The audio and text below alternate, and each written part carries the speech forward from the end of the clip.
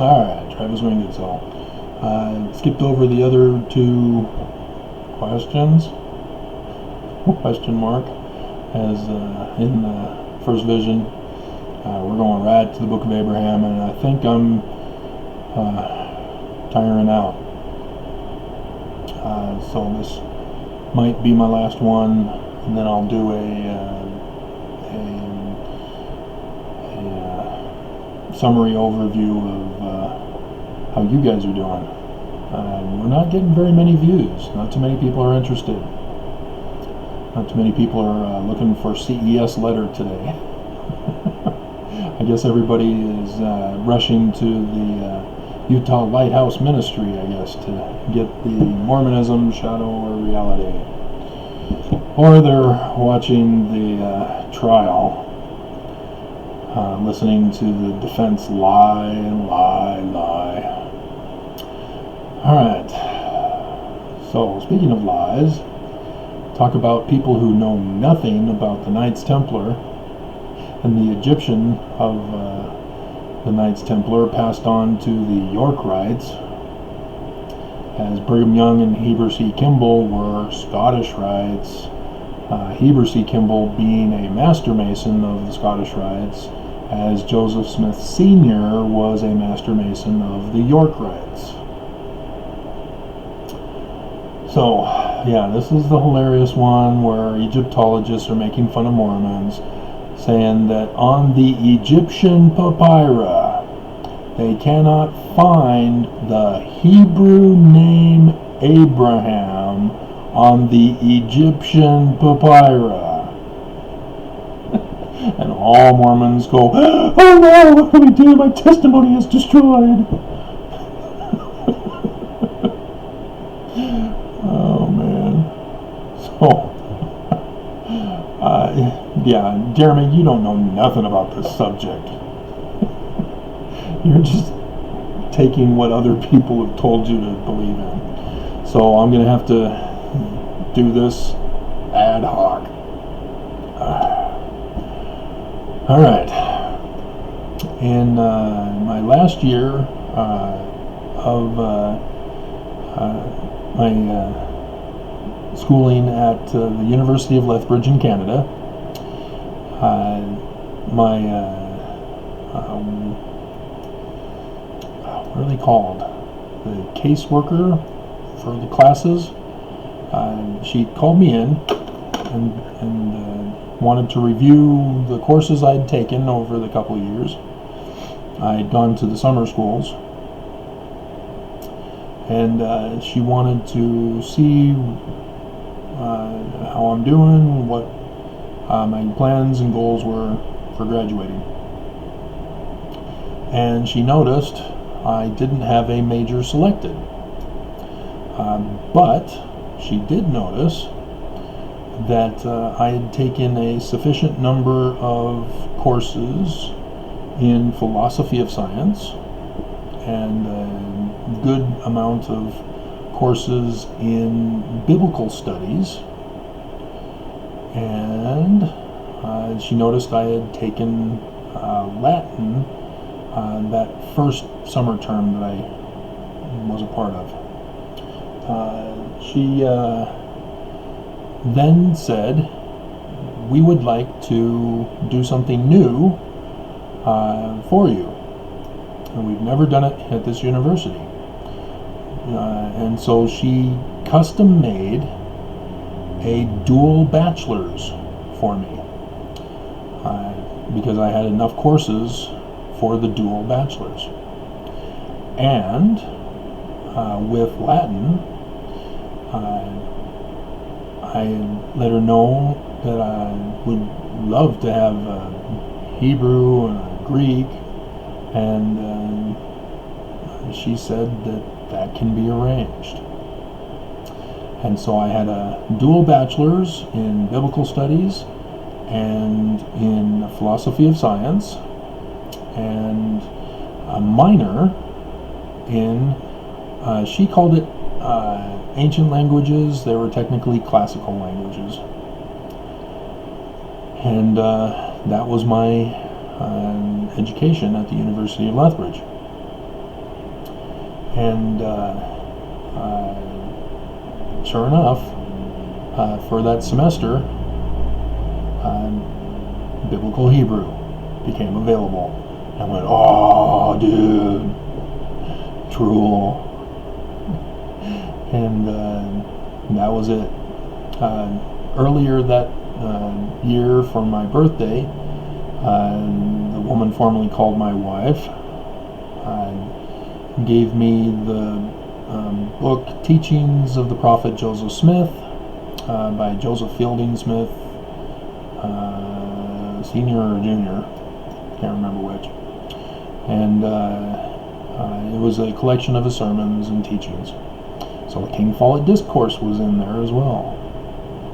And in the King Follett Discourse, Joseph Smith says that the Article of Faith, number 8, not only refers to the English version, it also refers to the Biblical Hebrew version, also mistranslated. And he goes on to do his famous Elohim is plural, not singular. Plural majesty, as it's often referred to technically, and caused all sorts of contention, as not a single person can figure out how Joseph Smith was correct.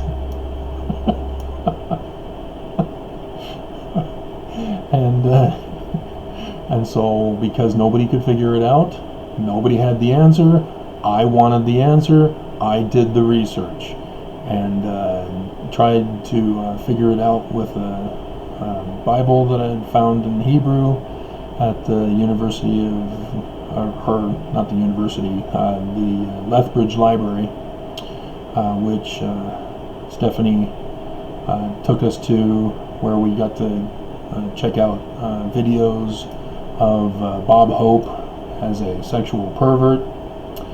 Yeah, I was shocked. I was like, what? And they're complaining about our R-rated movies of today? Oh my God. This is completely unacceptable. Did he just slap her on her butt? What is he doing? So yeah, black and white horror. Sexist horror. But I stray. And so, yeah, I learned Biblical Hebrew and was constantly presenting translation options for the teacher to review about the first sentence in Genesis. And he finally sat me down and said, look, there's only one translation, and because of the vowels that were put in by the Masoretes when they created the text. There is no other translation possible. And that's when I learned I got to get rid of the vowels. If the text comes from an earlier text, there were no vowels. And the teacher, knowing that this was going to be the only class for Biblical Hebrew, crammed in everything.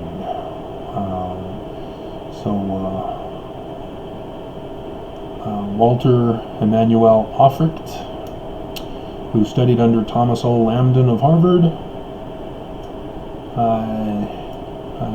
taught us in the first day of class that Hebrew originated as Paleo-Hebrew, that there were different letters for the symbols.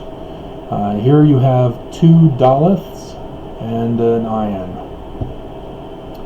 And if you look in Psalm 119 in your Mormon scriptures, you will not recognize those shapes anywhere. They don't exist because it's Aramaic script that are being represented. And so with those clues, I pursued the research, and I am now the decipherer of Paleo-Hebrew. And sure enough, Joseph was right. But it took me to figure out that there were certain nouns that were no longer other words in the Paleo-Hebrew text that I was having difficulty identifying the translation of. And that's when Gary Greenberg's 101 Myths of the Bible became available. And after I graduated,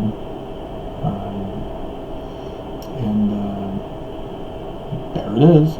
Oh, they're Egyptian. And so now I had a way to study Egyptian as I went to the University of Utah. My mom, I was set up to be dumped off here in Utah. But anyway, I stray again. And what happened was I'm going to have to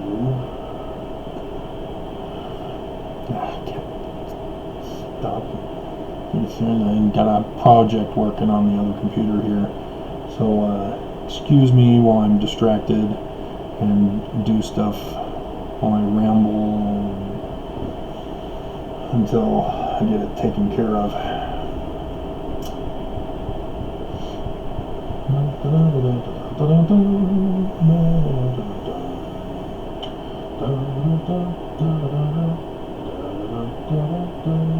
Little elevator music for you.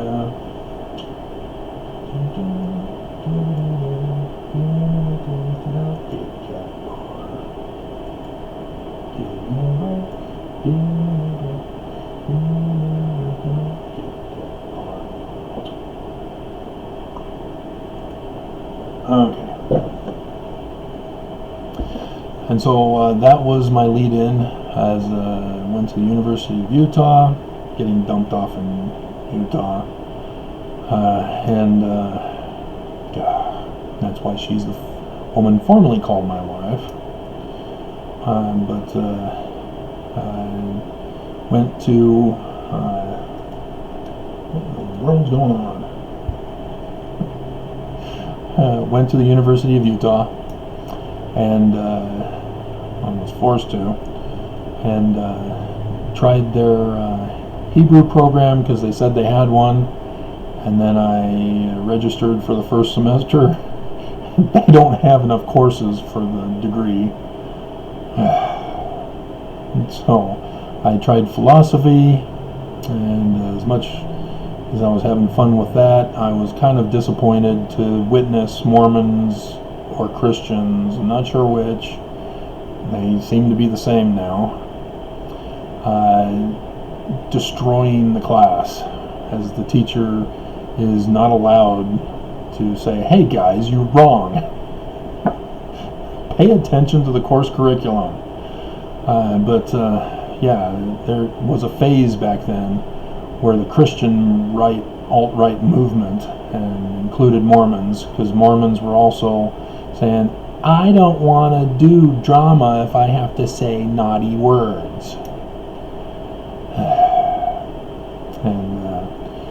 And so in the philosophy courses, we were going over philosophy of science with philosophy of religion battling each other out.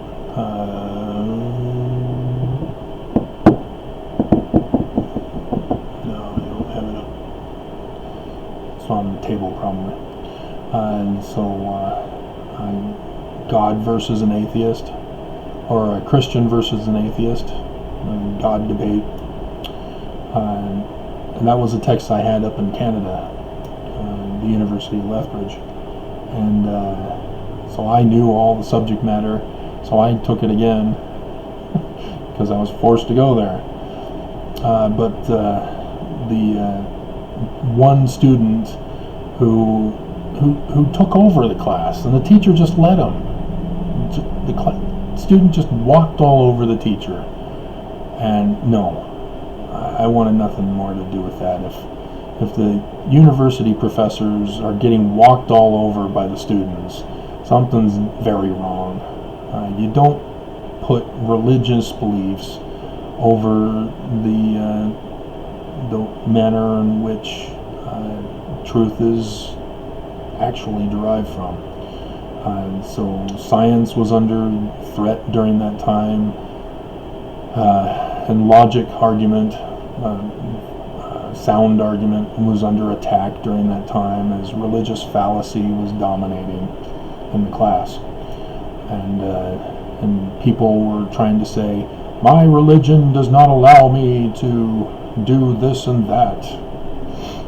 And so all chaos was breaking loose back in those days.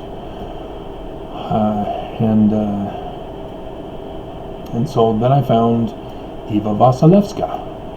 Eva Vasilevska was, now she should be around here somewhere.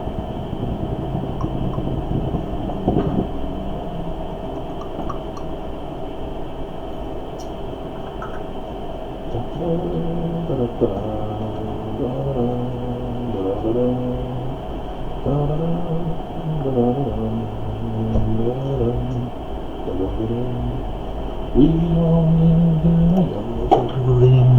Alright. Eva Vasilevska. Creation Stories of the Middle East. This is her book. This is where she is the one who found the Yah with a male appendage, as he is brother to Baal. So she's the first person to identify Yah as an anthropomorphic deity rather than an unseen deity as previously believed in current cultural society. I've gone on to identify him as the Egyptian god Yah, the moon god, for the 18th dynasty pharaoh Yah Moses, Yah Mose.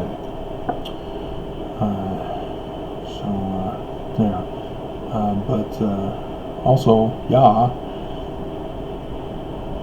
comes from the Paleo-Hebrew letter, which is understood as Yod. So I'll speak in the manner in which you understand it, which is a Z rather than the little Aramaic Yod. So Jot and Tittle, which is Yod and Tittle. That's not the case. They're referring to Aramaic letters, not Paleo-Hebrew. Paleo-Hebrew, it's a Z, and so Yah, the H in Yah is the Paleo-Hebrew letter for E in Paleo-Greek, and so the Paleo-Hebrew Yah is the exact same deity as the Greek deity Zeus, the us being the masculine singular ending for Greek.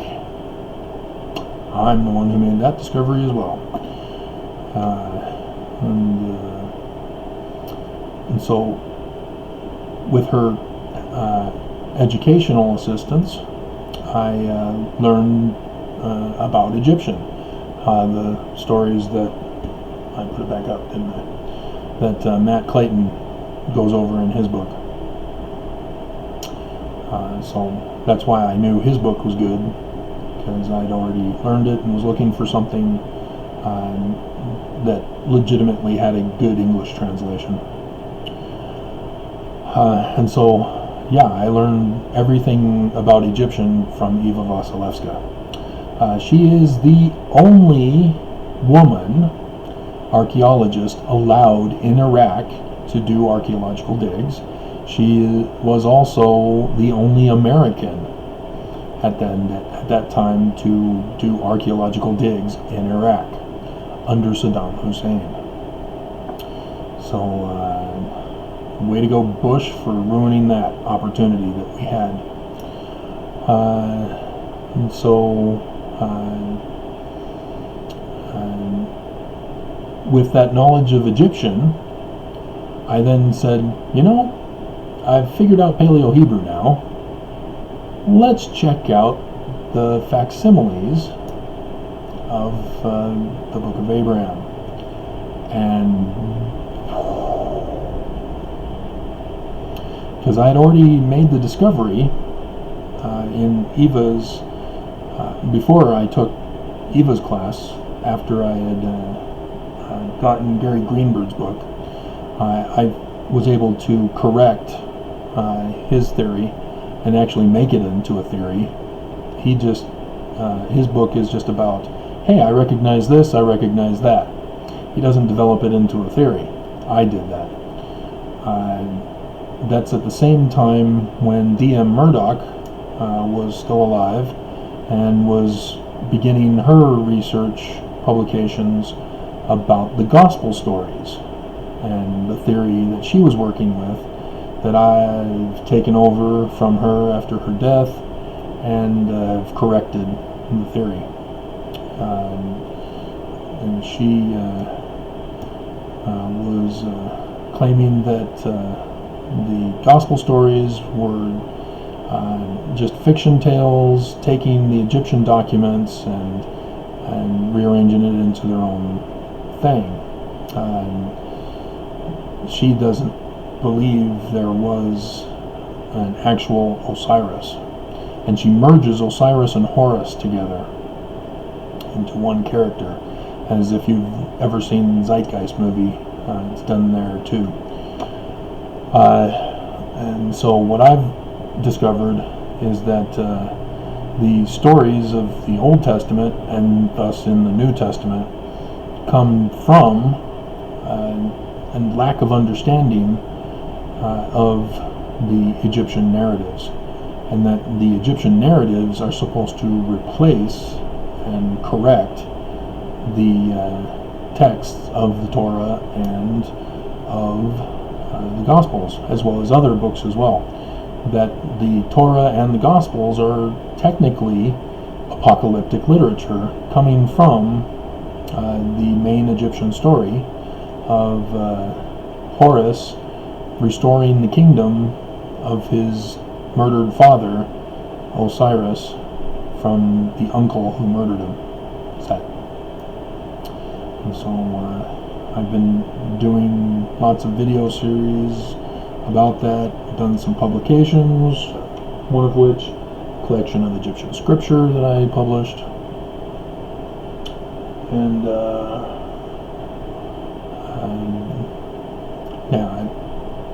I'm trying to figure out how to go faster with publication, and failed because I'm not as set up as I wanted to be.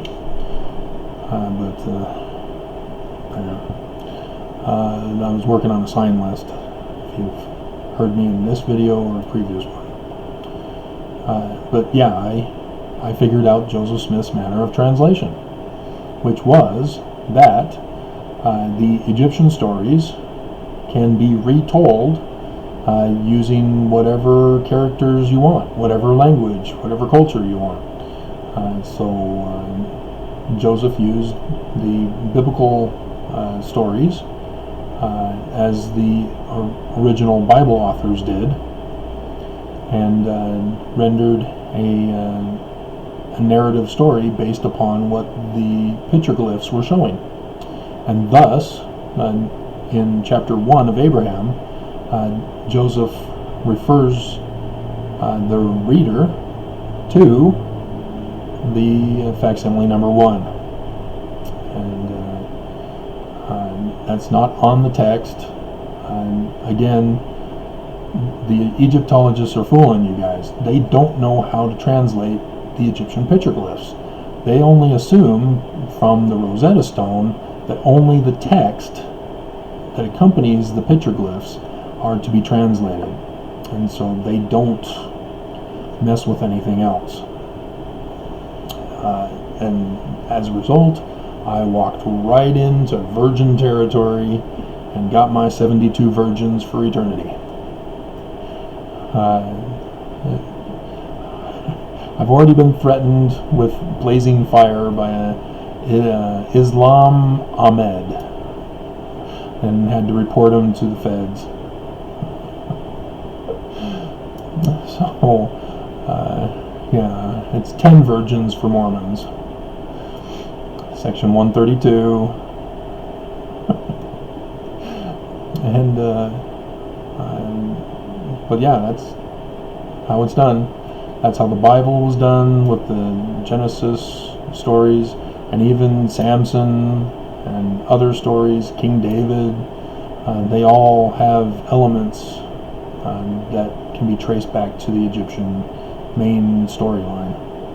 There's other storylines of Egyptian, such as Joseph, who gets sold into Egypt and is imprisoned, and the sexual accusation, the tale of two brothers. So it's all from the Egyptian records. And so, yes, Mormons, if Ezekiel 37 is ringing in your ears as you think it's the Spirit whispering to you, you would be correct in this one instance. Because that's the prophecy, is that the book of Joseph, the papyrus that Joseph Smith called the book of Joseph, which was not the book of Abraham that we have now, which was not fully translated. I've fully translated it. Sort of, yeah. Yeah, I think I put it in my Egyptian book of scripture.